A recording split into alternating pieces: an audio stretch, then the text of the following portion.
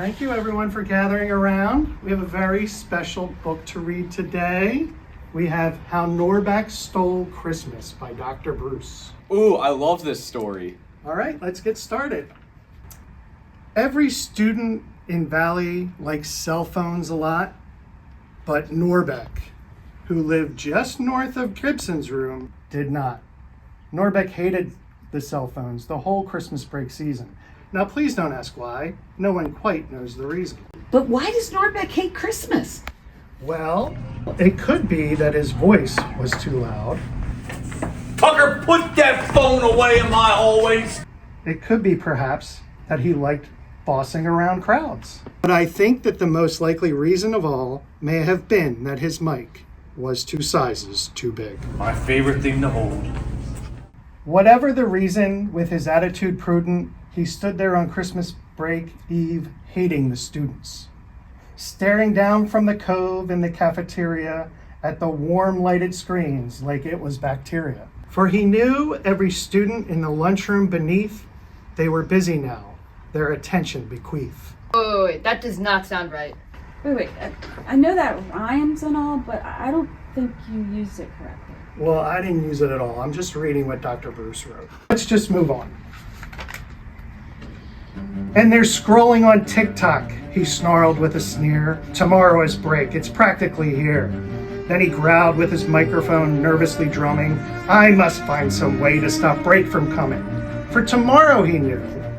Their attention spans blown, the students will wake up and rush to their phones. Norbeck thought, I must stop this whole thing. Why, for 3.5 years I've put up with it now. I must stop this break from coming. But how? Then he got an idea. An awful idea. Norbeck got a wonderful, awful idea. I know just what to do, Norbeck laughed in his throat. And he put on a quick tie, khakis, and a coat. And he chuckled and clucked. What a great Norbeck trick. With this coat and this tie, I look just like Klimovich. Norbeck suited up, ready to steal some phones. And he couldn't wait to yell at some students for their tones. So he opened his door and tried to escape, but someone was laying there, sleeping half awake. He tried to shut the door with just a light click, but the door slammed as loudly as dropping a brick.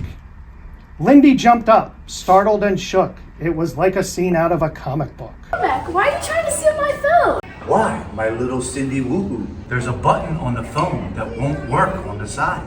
So I'm taking it in to fix up the mistake.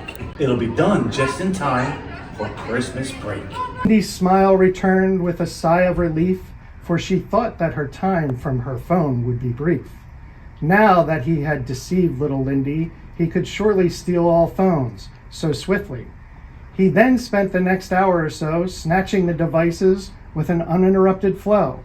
Once he was sure all the phones had been collected, he was able to return back to his cave unaffected, for he was filled with a different kind of jolly, the type you get from eating Christmas tamales. They will all wake up and realize they're phoneless. They cannot scroll. They will all be hopeless. But something that Norbeck could not have foreseen is the students did more than just looking at their screens.